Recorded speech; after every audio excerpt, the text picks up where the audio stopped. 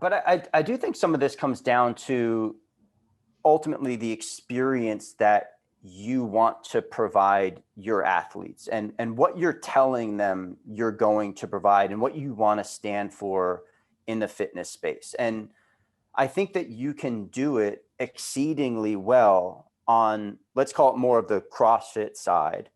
And if you're telling your athletes, hey, this is what you're going to get out of this program. You're going to get this group class experience. This is our charter.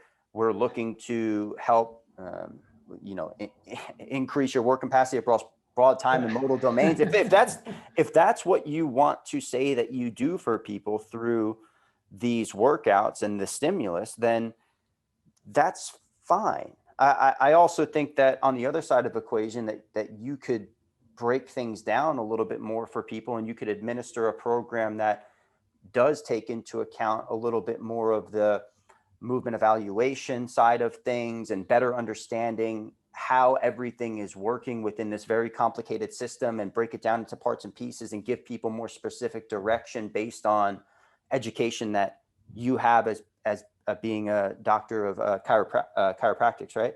Formerly, yeah. Formerly, but you can take that knowledge and apply it and create a gym and an experience in a program that people enjoy equally to the one on the other side. At Active Life, we believe that the healthcare clinic of the future is the gym. Everybody starts with the best case scenario in mind. Never sell anything to anybody who is not in the market for what you have. The only reason we work out is to create the opportunity to recover. And the healthcare provider of the future is the coach. And this is why you guys need to get paid well, because what you're doing is really, really hard work.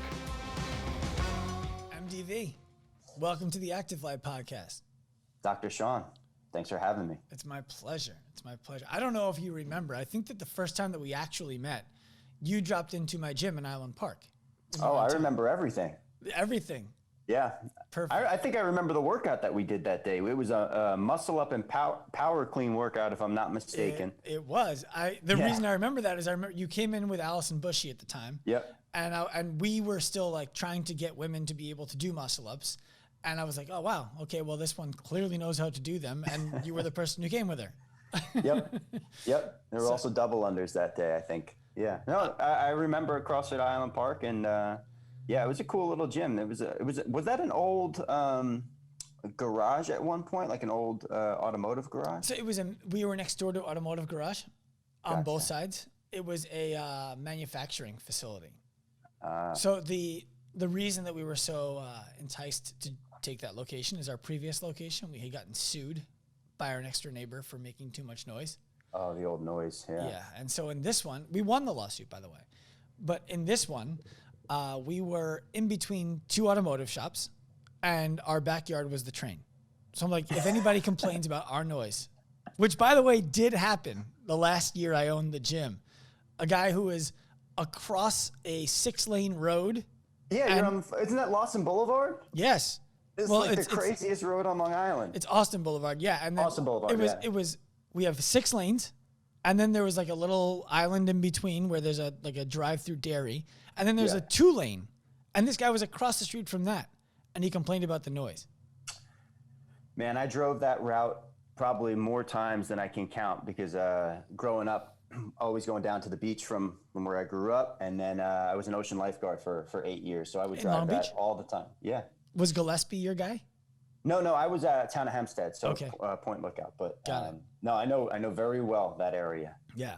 Well, so that brings me to my first question, because you mentioned that you were a lifeguard here, and my first question is, how many things, Matt, did you do before you figured out the thing that you wanted to do? It's a good question. We're off to a good start. Yeah, no, this is a great start.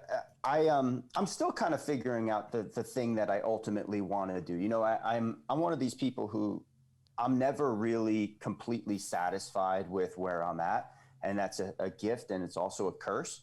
I always want to be doing and creating more. So even my current role at NCFit, it's evolved a tremendous amount from when I first came into the company 4 years ago to where I am right now. And, it will continue to evolve with the new things that we're doing. But to answer your question more directly, I went through all of my education, my college and law school, with the idea that I was going to be a big fucking shit lawyer in New York and work in Manhattan and wear a 3-piece suit and, have power suit, power tie, power steering. And that eroded away pretty quickly when the economy just went to shit in 2008, 2009. But even before that, I actually taught Spanish at a high school, Chaminade High School, the high school that I went to, for a year. Okay. I had taken a little time off between college and law school to work on my resume, and they happened to call me up, for some reason flagged my resume and asked me to come and teach Spanish in high school because they had the students had run the previous professor out of the building with pitchforks. They destroyed this guy's life, which is terrible, but gave me an opportunity. And I had also been doing and coaching CrossFit throughout that period. So I was doing those things while also going to law school and thinking that I was going to transition into being a lawyer.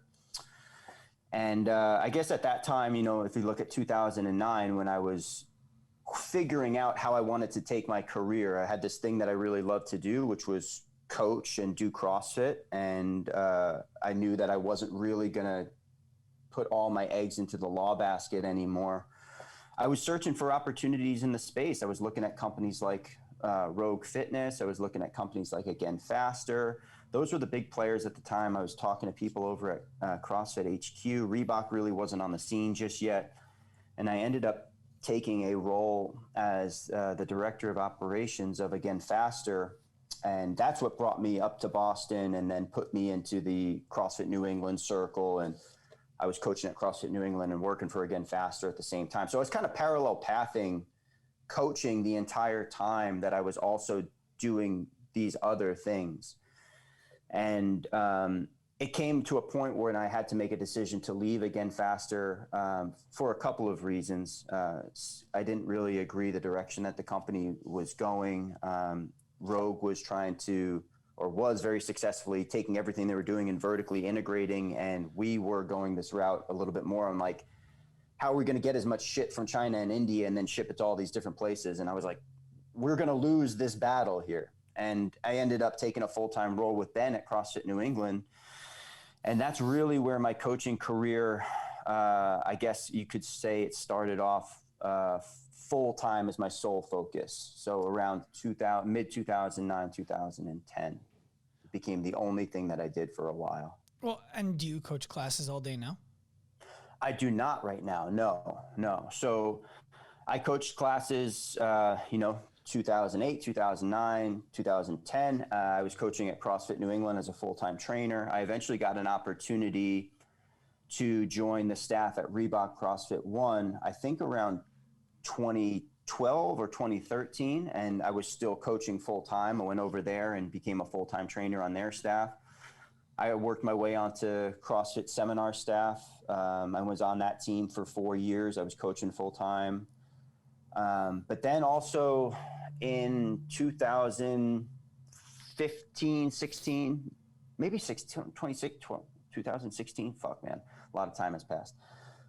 Reebok approached me about helping them to manage the Reebok and CrossFit relationship from the corporate side of the equation. I had been loosely putting some feelers out about whether or not there would be an opportunity to expand my skill set while still coaching. And then the powers that be at Reebok kind of fingered me for a position which would be the liaison between Reebok and CrossFit. And that was really a great role for me because I was essentially able to just transmit the culture of what I had been knowing and loving for so many years into this corporate behemoth, into Reebok. And they wanted me to just do and say and act the way that someone who really knew the CrossFit community would. So my job was to essentially check a lot of the things that we were doing and be the relationship manager between high-level athletes, different organizations, CrossFit HQ. I worked directly with James Hobart at the time. He was my counterpart on the CrossFit side.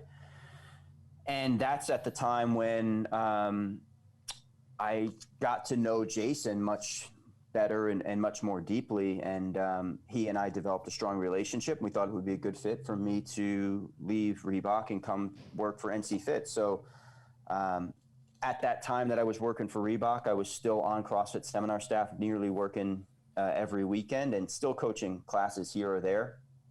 I also had the opportunity to buy into CrossFit One Nation at the time and became a part owner of that gym and was coaching classes there, whether it's mornings or nights and weekends, while I was doing the Reebok gig. It's been like a whole lot of shit. Yeah, well, the reason I brought that up is I have a very similar past, except in very different things. One of the things I want to discuss with you, and I told you before we started, was the idea that in order to get where you are, there are things that people must learn how to do, but first competently, then proficiently, and then laterally. Do this well, do the next thing that this applies to. And I think a lot of people rush from first thing to last thing. So I wanted to have you share that spread, if you will. I have a statement and I have a question. The statement is, there's no way you were a 3-piece suit guy. I'm going somewhere I don't think you think I'm going. You definitely should be, if I can give you some style advice here, which I don't think I should. Let's do it. The glasses are great, the watch is great, the hair is great, the tattoos are great, so maybe I shouldn't. But you, I think, would have been the lawyer with the vest underneath the jacket, so that when the jacket comes off, people can be like, oh, damn, that's a fit dude, but he still that is the 3-piece suit. I thought the 3-piece suit is the jacket, the vest, and the pants. Oh, well, there you go. So see, I shouldn't give you style advice. I thought you were going to say I should have been the lawyer in the suspenders so you could see like the pecs coming through. You could do that. You could do that too. You could do that too. So the question is, when you're looking for, let me backtrack on how I asked this. Sure. One of the things for me that would be a red flag in hiring an MDV, that would also be the wrong reason to not hire you, I want to be clear about that, would be that you've held so many positions in so many different companies. And there could be the perspective that like, well, you're telling me I should do the kinds of things that MDV is doing, but that to me sounds like non-committal. So do you follow what I'm describing there? Yes. And one of my adages is I'd rather have exceptional for a short period of time than average forever. So it wouldn't be a reason I wouldn't hire. One of the things I would ask you is, why do you think that this is a phase of your career that you're going to be able to stay in and enjoy for a long enough period of time to bring value to the company? So how do you make those decisions about the jobs that you take? Good question. 2 for 2. So I was always of the mindset that I was going to work as fucking hard as possible in the job that I had, and not ignore other opportunities that might be around. I was kind of always having conversations with people. It was a time in my life when I was a bit confused. I had a little bit of a crisis of personality at some points too, because you come out of this path of education where you think you're going to go and do this big, amazing thing and be cashing these big checks and, have this really highly prestigious job. And then you end up, I was, working in a deli making money before I joined Again Faster. I was fucking mopping floors at CrossFit The Rock in the basement of Sports Set, and I'm making $20 an hour. And, that hourly wage continued through CrossFit New England until I earned a full-time role there.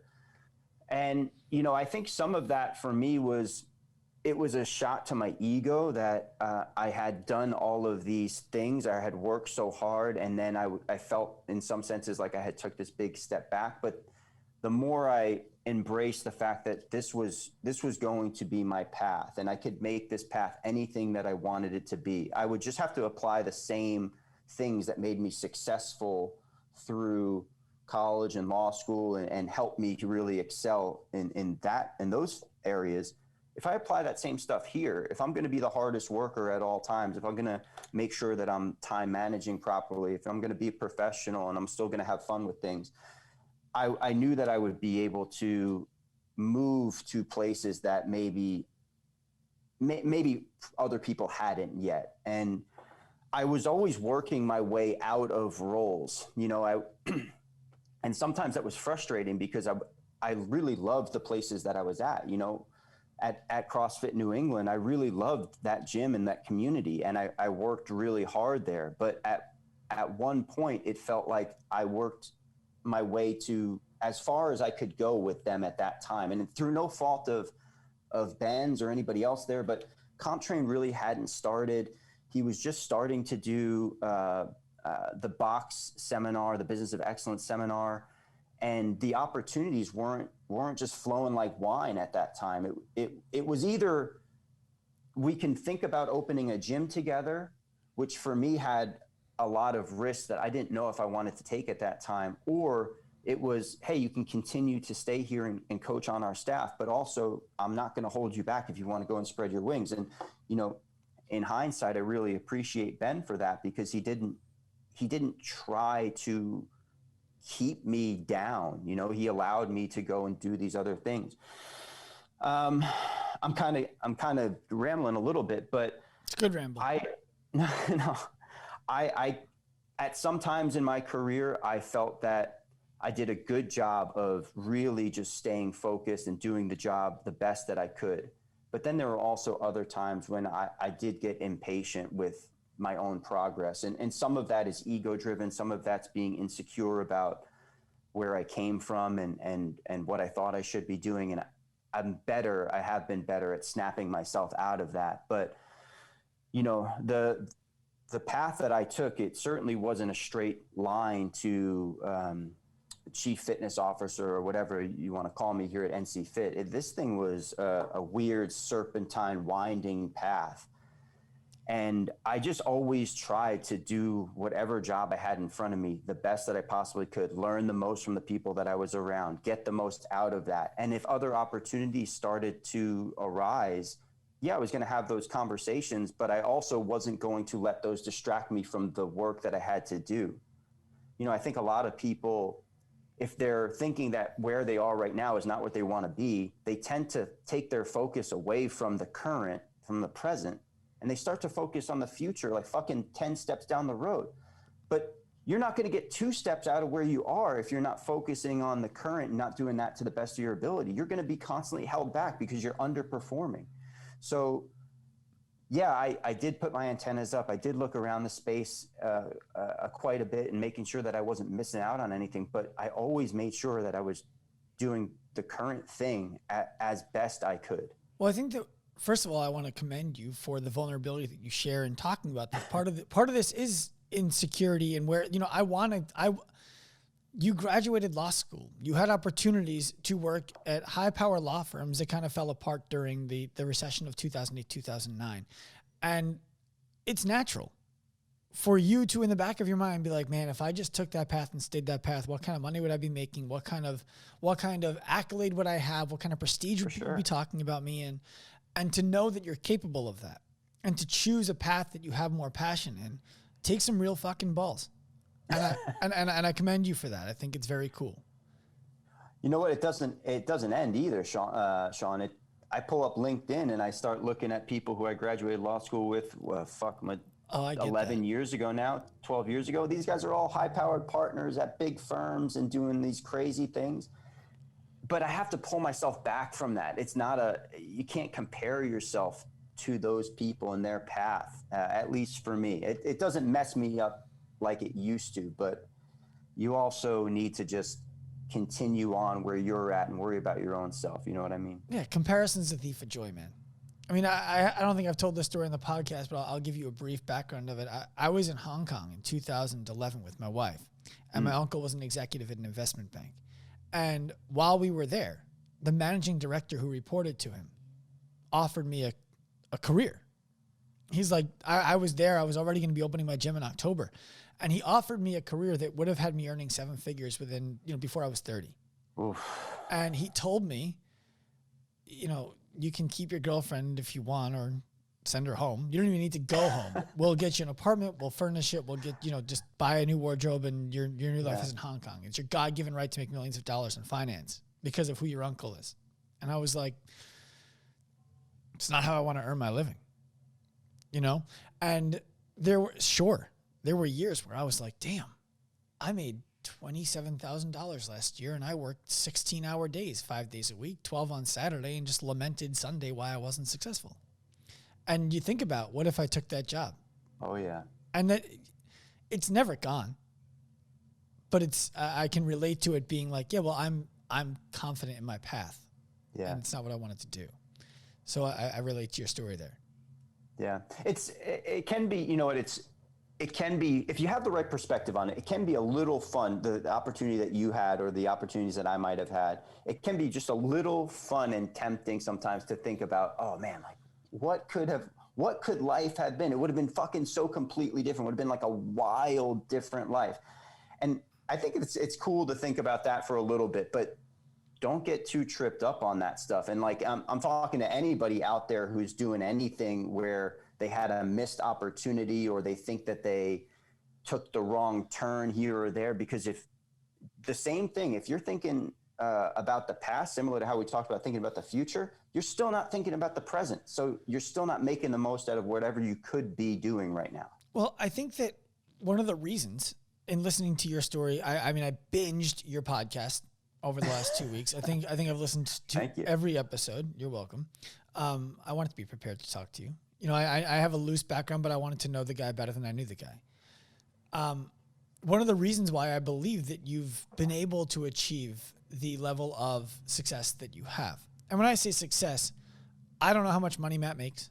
I don't know what Matt does day in and day out. I just know that from everything I hear from you, you're doing right now what you want to be doing right now. And to me, that's the definition of success. So the reason that you've been able to do that is because everywhere that you've been, you put everything that you had into what you were doing. And a lot of people, I think, miss that. They start focusing on the next thing before they get really good at the thing that they're in. Can you speak to how somebody who right now is coaching and maybe one day wants to get into management, one day wants to get into gym ownership, whatever have you, how do they focus on being a great coach right now when it's not what they want to do long term? So is the question, how does that person do the job to the best of their ability, or how does that person maintain focus on the current without thinking too far about the future? I think it's both. It's because I think that to stay focused on the current means you have to be a great coach. Like right now, you're a coach. You have to be a great coach. You're not going to be a great leader of coaches until you've been a great coach. For sure. But go ahead. No, I think that statement summed it up beautifully. I mean, but how do they know? How do they know though? You know, I don't think if you polled coaches, are you a good coach? How many of them are going to? Everybody's going to say yes to that. Right. So how do they really do the audit of themselves?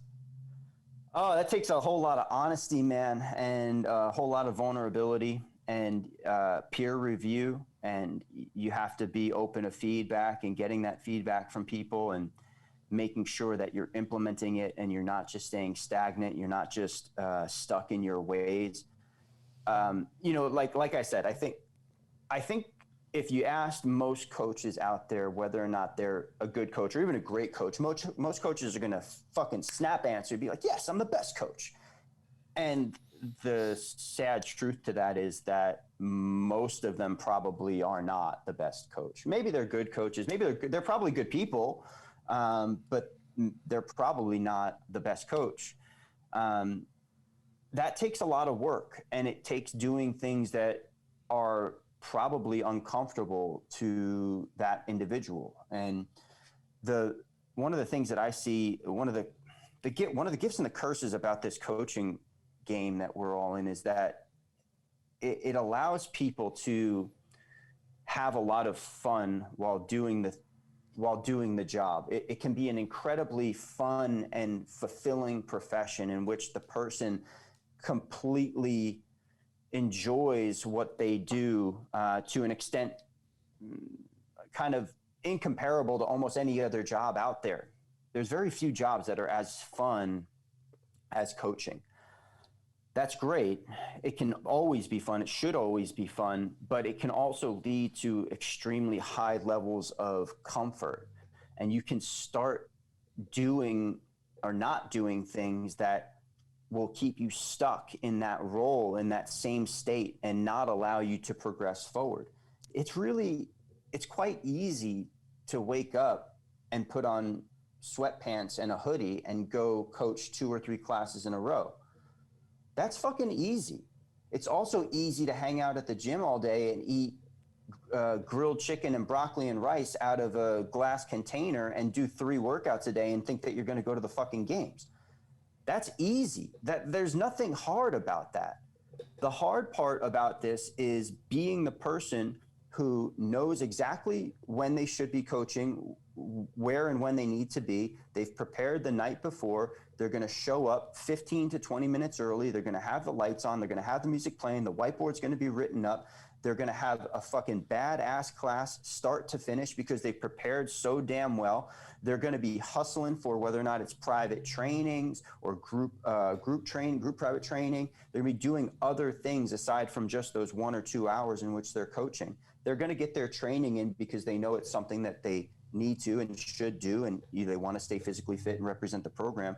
But they're going to sacrifice the other 2 or 3 hours a day that all the other coaches are training, and maybe that person is going to do some additional professional development. They're going to go have a conversation or a meeting with somebody who's in the space or outside of the space and continue their journey on. They're going to be doing the things that nobody else wants to do, doing the things that are on the fringe of their job description that if you ask somebody, you go, is that your responsibility to do? And most coaches would be like, yeah, not really. We have somebody who cleans up around here. I just kind of coach the classes. That person who wants to get to the top is going to fucking claw their way through all of those duties and do them better than anybody else to stand out. One of the things that blows my mind and still blows my mind to this day is that Ben Bergeron he's a go-getter type of person. He, at least when I was working with him, this dude would go out and do shit around the gym that nobody else wanted to do. He would just start doing it. He wouldn't ask people to come and help him. He would just like, hey, all the tires, and this is at a time in CrossFit New England when things were a little bit less kind of manicured and less like refined. But we had like tires laying around outside and they all have like fucking water in them or whatever. He would go out and start dumping the tires out or like cleaning up the trash around the tires. I would jump up. I would try and go and help this guy over here. This is my boss. This is the guy that signs my checks. And he hasn't asked me to. I'm not getting paid to. But like, why wouldn't you go and help that person out? To this day, I see coaches who, if the boss or the owner is doing something and it's blatantly obvious that they're doing something for the betterment of the gym, that the coach will just continue to sit there and watch the owner do this menial task and then expect that person is going to be the same person that's going to turn to them and offer them more money or more opportunity. It blows my mind. My brain wants to melt out of my ears about how ass backwards that is.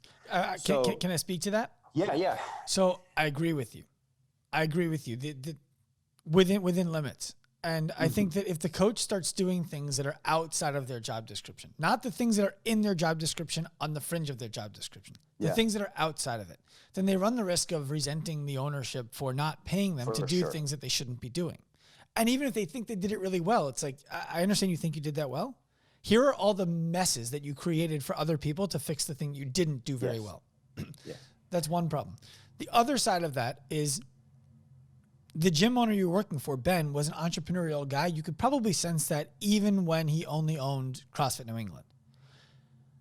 I think that a lot of coaches work for gym owners who aren't entrepreneurial, who aren't as selfless. And so now when they see the gym owner doing something, they're like, oh, good, he's finally fucking doing something. and they don't want to chip in because it's like, no, we do everything around here. And he's finally doing something. Let him see what it's like to do some work. Do you follow me on that? Those are both really strong points. I think in particular, the first point there is extremely strong. That Stu from What the Fuck Gym Talk was talking about this whole, compensation and fulfillment teeter-totter, right? And that the fulfillment's super high when you first start your job and you're super psyched up. But what you were saying there, man, if you're constantly doing things that are outside of your job description or even creating messes, right? And then it leads to tension, that fulfillment tank is gonna, it's gonna be drained really, really quickly. So I agree with you. There's obviously limits. You can build up resentment for doing or taking on things that you don't get paid for. In the example that I was talking through, it's stuff that's a little bit on the fringe, the stuff that I think that generally any coach that cares about the facility could or should do, where you were speaking up trash and you were speaking to dignity. Yes. That's how I look at it. You're like, hold on, you're going to coach a class and the athletes in that class are going to flip that tire. Are you going to wait for the first one to just get wet? Is that the game plan here? Like, how do you want people to look at you? And I think that that's what you're speaking to. And that should be a part of anybody's job description. Have dignity in your job. Now, and maintain the space that you quote unquote own, and that your athletes are going to play in or work out in, and make sure that space is representative of the experience that you want them to have. Well, and part of that, I've seen you. I love the way that you post with the Post-its. By the way, you should buy stock, because you're going to blow through a lot of Post-its. I already have. I bet. But if people haven't seen them on Matt's, on his Instagram account, he'll write a little statement, swipe to the next carousel, another supporting argument, kind of like a lawyer, right? Making his case. And I think it's a really striking way to get people through the education you're looking to provide. And one of the ones that you made was stood out to me especially. Two of them we're going to discuss. The first one is, it's not okay to wear dirty sweatpants, right? So, and I want to get into the depth of this, because when I read that, the reason it stood out so much is I wanted to make sure that people who saw that post didn't just say like, oh, okay, I'll wear clean sweatpants. It's like, no, there's a reason why you don't wear dirty sweatpants, and it speaks to who you are about what you decide to put on. I would love for you to speak about that. Yeah. This has kind of been a joke for me long before I got into coaching, where it's like I'll be out in public or whatever. And sometimes I'll go out in public and be wearing like some joggers or whatever. But I try to be presentable wherever I go. I don't like to look like I just rolled out of bed, or like you found me under some overpass cooking beans over a fire. But you see some people out in public, and I'm not trying to judge people, man. I also hate that aspect of this. But sometimes you look at somebody in the way that they roll up to like a restaurant or like even the coffee shop, and they look like they just gave up. And for me, that sends a message. It's regardless of what that person chooses. Yeah, you feel free to wear whatever you want, wherever you want, all good. But if I was somebody in a position where I had something to offer that person in terms of like a job or in terms of an opportunity or whatever, I'd be like, probably not. It just reflects on the way that you view yourself. And, in particular, when we're talking about coaches, if you're going to tell me that you're a professional coach, but you roll up to the gym in the sweatpants that you slept in looking like literally you just rolled out of bed, I have some issues with that. And I think it also reflects on how that person views the profession as a whole. And then also, as a consequence, it influences how other people view the profession as a whole. I think that we all have this responsibility. We're all in this kind of like weird relationship with one another, where the actions of coaches, they do reflect on how other people perceive coaching.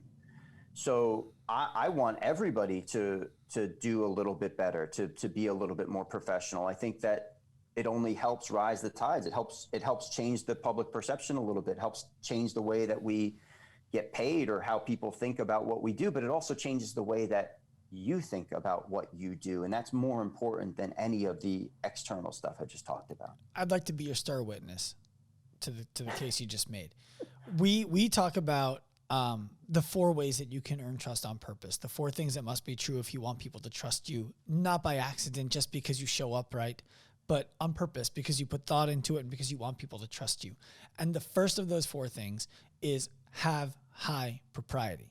And propriety just means look the part, smell neutral to good, be on time. These are the things that represent high propriety. And we talk about how it goes beyond just showing up at the gym in the appropriate uniform. If you're the best coach in the world And Mary has been trying to get her friend Brenda to join the gym for 4 months because of how great of a coach you are. She takes your class every day. And then she sees you at the coffee shop and you're hungover from the night before. You're wearing socks and your flip-flops, oversized sweatpants, a hoodie, and you still smell like alcohol. And she's like, oh my God, Brenda, that's MTV. That's the coach. And she's like, that guy? Yeah, okay. That's the guy. I'm not joining the gym. I'm sorry. I don't trust you anymore. Your judgment is a disaster, but this is not happening. Yeah. And I had a mentor for a short period of time, actually, who discussed that when he would hire people, when he would interview people, somebody from his staff would go out and inspect the car that they pulled up in. And if the car was a mess inside, they would just walk into the office during the interview and tell him, I'm really sorry. I need to grab you for something really quickly. And then it was just, I'm sorry, we'll continue this interview another time. I'll let you know how this goes. And they don't hire the person. So it speaks to, I believe it speaks to how seriously you take your own importance. I couldn't agree more. I think that's something that, more coaches need to embrace that idea of high propriety, that it all matters. And not that you have to be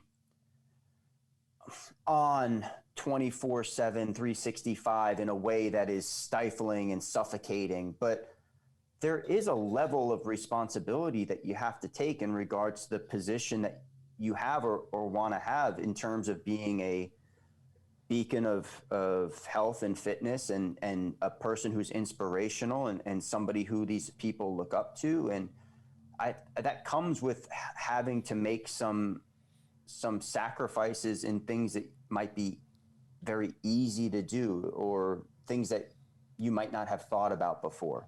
But I agree, high propriety. So I want to carry this into the next part of the conversation, which is how simple yet difficult it can be for a coach to ascend themselves to the position of a coach who can earn an income, a coach who can be sustainable, a coach who can call this potentially a career, right? And this is one of the places where I want to get real clarity on your position on it. Sure. And that is that I believe because it's so difficult and so simple, it becomes doing mundane things over and over and over and over and over and over again and refining.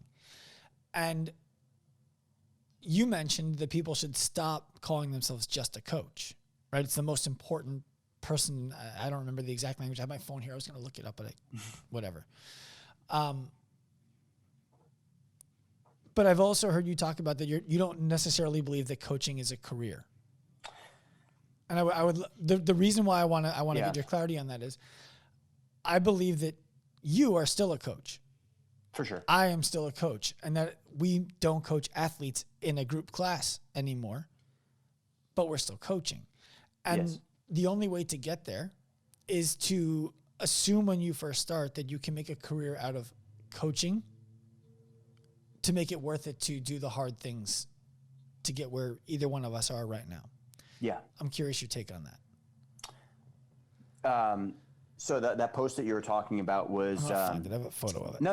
It's all good. It's all good. It was a post that was, like you were saying, when somebody refers to themselves as just a coach, you are taking yourself and putting yourself in a category below where I think you can be, that you are hands down the most important health and fitness and nutrition influence in this person's life who's in front of you. You know, if you just did the quick math on it, 3 times a week for 1 hour a day, three hours a week, that's hands down the most time that somebody's going to spend in front of somebody who's going to give them license to take care of their body and their health and their nutrition. And it blows traditional medicine out of the water. So it's a position of extreme importance and extreme responsibility. And I do think it can be a career. The aspect of coaching that I do not think is sustainable, nor do I think it can be a career forever, is the I roll up to somebody else's gym and I coach 2 or 3 hours a day and make 25 to 30 bucks an hour. And that's what I do forever. Mm-hmm. I don't believe that that's what you can do forever if that's the only thing that you do. Now, if there's other things that you do, secondary sources of income, you've gone beyond this hourly coaching wage and you've created amazing scale outside of the gym, or you have a digital product or whatever, or you're crushing the private training game in a way that is uncommon, you can certainly take that and put it together into a pretty nice career in which you can make some great money and have a great sense of fulfillment and find out and figure out what success means to you in that way. But in terms of just, I'm a coach at somebody else's gym and I show up, like I said, for 2 or 3 classes a day and I go home and that's all that I do. And I'm also training to be in the games. That's not a career, man. That's a recipe for waking up at 35 years old and looking at your bank account and your significant other and being like, I'm fucked. That's not, I get really worried about that people get really comfortable, and I don't want to say waste time. It's not a waste of time, but you could be making better use of some of that time or setting yourself up for success in the future. So, you know, the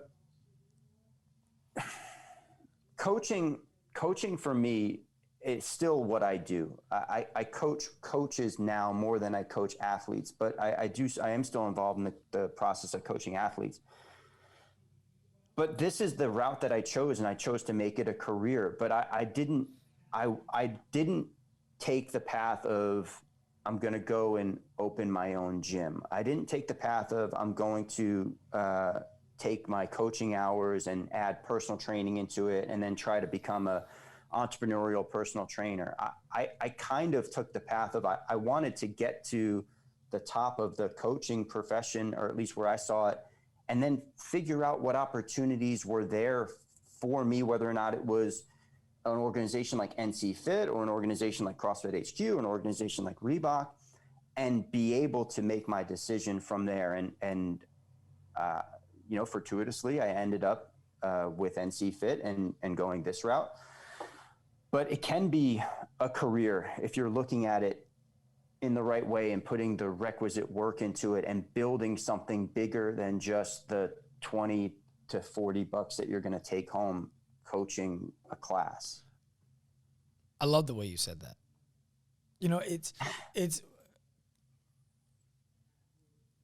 I mean, it's not the way that I'm being honest with you. It's not the way that I perceived it when I saw it on your Instagram. It's not the way that I perceive it when I hear Stu talk about it, and I give him shit all the time. You're speaking to the entry-level position as a coach is coaching classes. Yes. It just is. You don't have to like it. You can be out there like, no. You don't understand how much work I put into coaching classes. I'm great at it. Awesome. It's entry-level. It just is. And it's only worth X number of dollars unless you get a job at Peloton where you can be the popularity winner and make a few $100 a class. But then it becomes how long you can do that for. You're effectively a professional athlete who's not being paid like a professional athlete with the lifespan of a professional athlete. Potentially. We'll see where that all goes. But I love the way that you just said it. You have to evolve what you're doing as a coach in order to stay a coach. Coaching classes forever is not how you're going to evolve. So that kind of kills the fun I wanted to have with having this discussion with you. I told you. I think we see this a little bit more congruently than you might have thought. You know, some of the stuff that I say, man, I do it to catch some eyes and make sure that people are listening. And you know, I do think that obviously coaches out there, and if you turn out to be the best coach to ever do it, there is no doubt. Even coaching classes, if you're the best coach to ever do it, there's no doubt that other opportunities are going to start to present themselves around you, and you're going to be able to navigate this kind of decision tree to work your way up the ladder. But if you coach classes, it's probably the decision tree is probably going to take you to teaching other people to coach classes as well. It could, but it also could lead you to a conversation like you had with the guy in Hong Kong, right? Like, you are in a unique position where you're in front of 10 to 20 people per hour, let's say, who are enamored with you and who look at you as somebody who's charismatic and maybe professional and knows how to handle people and can talk, can public speak very well, and all these things. And there could be something that arises from doing your job exceedingly well that is so outside of the realm of anything that we've discussed here, just by the happenstance of one of your members looks at you and goes, I'm going to take this person and I'm going to put them into this position here, and I'm going to watch them just destroy it. I'm going to give them all the tools. I'm going to show them how the skills that they currently have as a coach, and I'm going to give them the tools in this specific industry, and I'm going to let them run with it. That's a reality. I don't think it's necessarily like a common thing, but that certainly doesn't fucking happen if you're showing up to the gym in dirty sweatpants and showing up late. That person who's that high-powered CEO is looking at you and they're going, yeah, this guy gives me a great workout, but I could never see him doing anything beyond that. Well, what you're speaking to there is a career outside of coaching, which is also okay, but it's the belief that life is a job interview. Yes. I own my company. I'm not looking to go get a job with anybody else. I still treat every interaction like a job interview, because there might be somebody there who says, hey, I want to partner with your company. And that's valuable too. And I was out to dinner last night with my wife, and somebody walked over to the table because they knew somebody who knew me, who had talked about me, and they recognized me from it. And if they knew me was, yeah, and he's a huge dick, then they probably don't walk over to me. And nothing came of it last night. But who knows what that person does for a living, what company 100%. They own, how they want to partner. Yeah. So, okay, perfect. So then let's continue on the segue of the coaching thing. One of the issues that I see with a lot of coaches, especially if I'm going to speak straight up about it in CrossFit, is and I know that you don't represent CrossFit. I just know that you also worked on seminar staff. Yes. Is everything can be fixed through CrossFit. That's a belief. Look, if you're not fit, if you have a knee issue, a back issue, an ankle issue, we can modify for everybody. Yeah. My belief is the person who is being modified for, more often than not, would rather not be modified for. They'd rather be just doing the thing. It's way less cool to show up and be like, yeah, so you can't do the thing again today. Let's give you something different because you're special. Yeah. What do you think about how the coach needs to evolve their skill set to be able to truly maximize their value? This is a big conversation. This one's, I think, it's got a lot of layers. It does. Yeah, there's a lot of layers. There's a lot of layers to this one.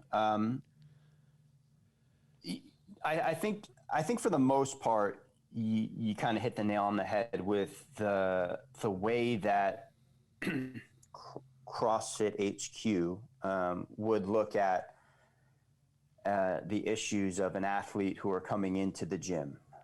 It would tell you that within the system you have the solution, right? And that you are able to take these movements or these movement patterns and you could de-escalate them to the lowest common denominator and essentially put anybody through a CrossFit workout, or you can escalate them to the highest degree and you could put anybody on that end of the spectrum through a CrossFit workout. And this is where you have the needs of the athlete vary by degree, not by kind, right? That's the old Glassmanism where it's your grandma and the Olympian can be doing the same workout. They would just look very different. I do believe that. I do think that there is some merit to that, and that you can implement the program that way and be effective if that's what you want to do. And there's a lot of gyms out there who are very successful in doing that.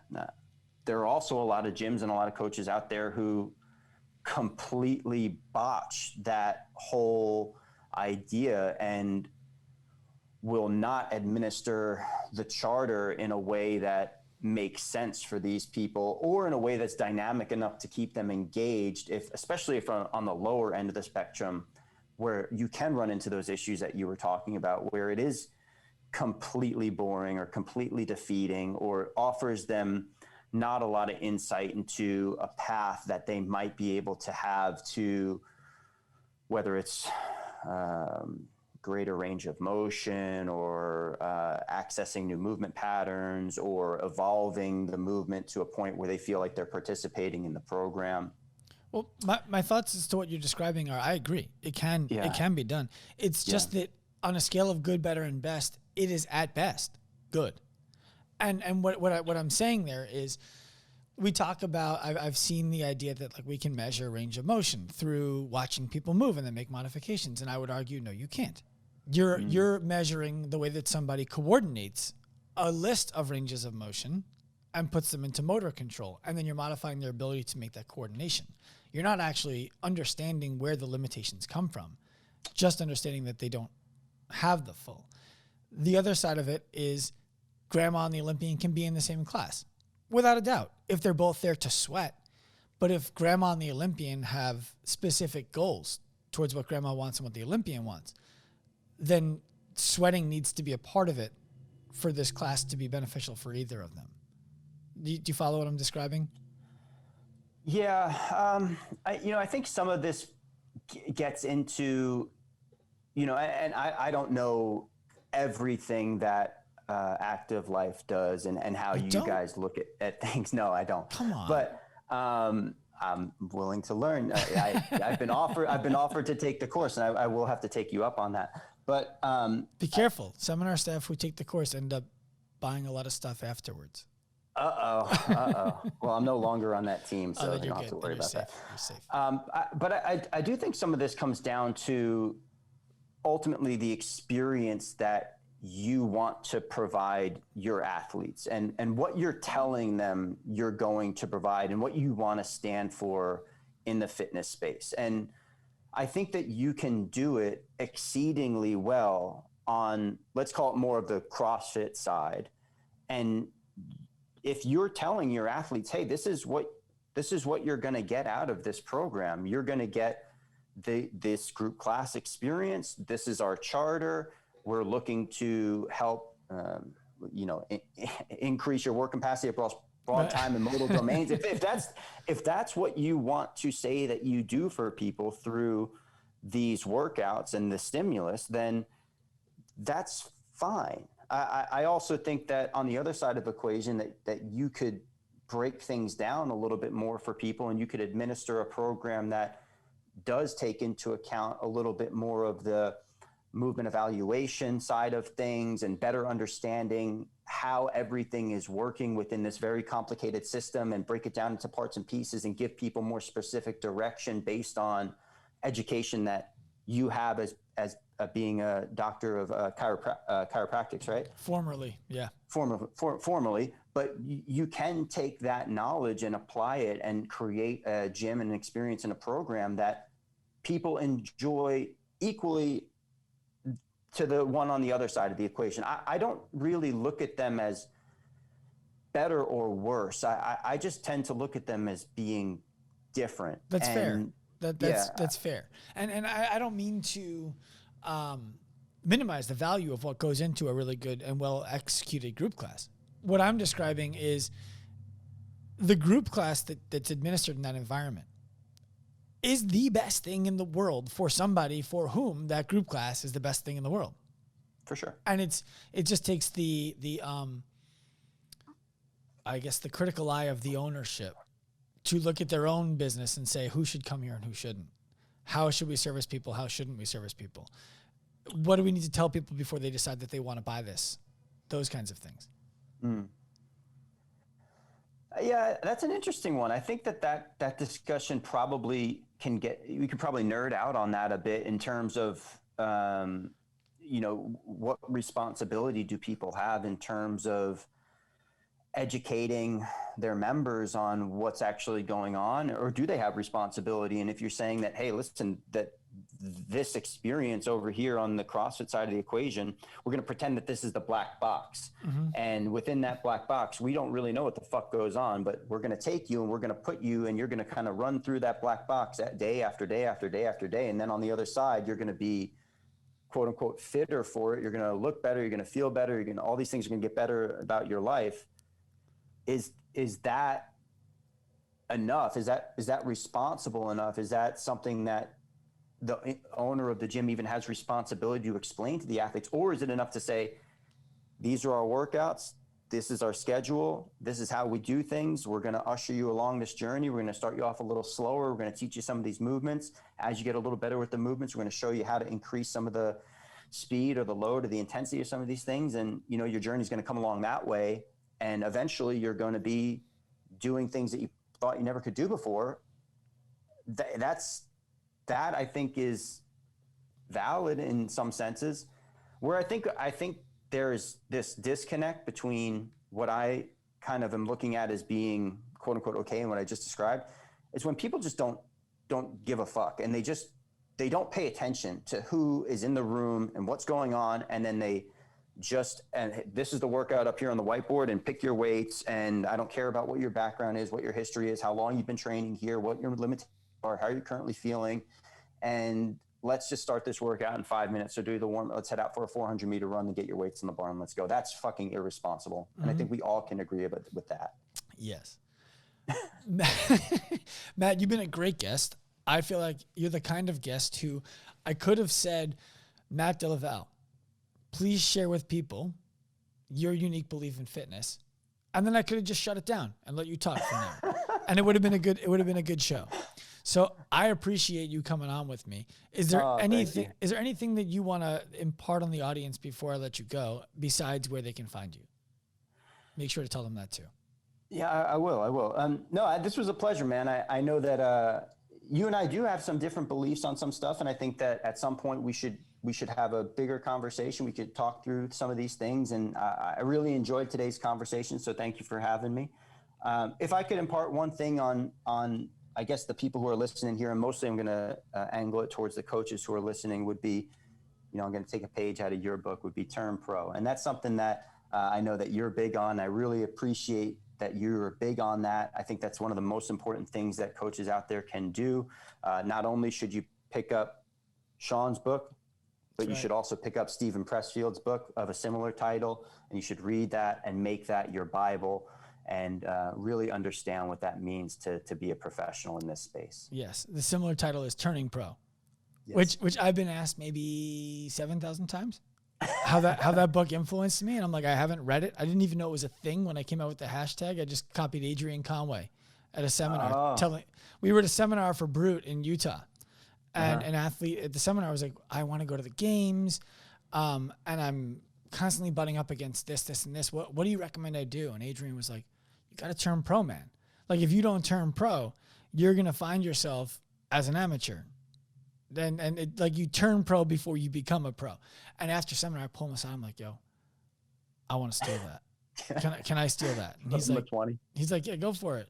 So that's where I learned it. And then people are like, oh, there's this book. I'm like, oh, great. Yeah. No, it's a fantastic book. I have a ton of copies. I've been recommending that book to people for years and years and years. And both Turning Pro and The War of Art are both amazing books in talking about professionalizing what you're doing, especially if you're in like a quote unquote non-traditional career, and this idea of how this thing called the resistance can start to work against you and you need to rise above. It's a really great book. I would love to grab a copy of your book, and I will buy a copy because I want to support you. So I appreciate it. I was going to say I'll send you one, but you're welcome to. Please do not send me. I want to buy one. That's a deal. Matt, where can they find you? Sure. On Instagram at MDV_FIT. That's where you can find most of what I'm doing, whether it's NCFit related stuff, or if it's podcast related or tattoo related. I'm talking about all those things on that channel.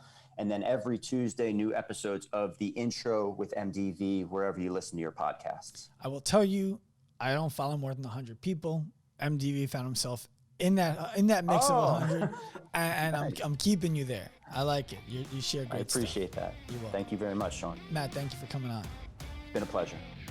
I hope you enjoyed this episode of the Active Life podcast. If you did, please be sure to head to wherever you listened to it and give us a quality review, as well as 5 stars if you can spare them.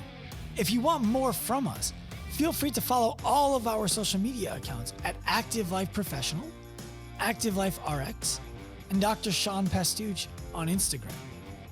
Remember, at Active Life, we believe that the healthcare clinic of the future is the gym, and the healthcare provider of the future is the coach. We also believe that that future is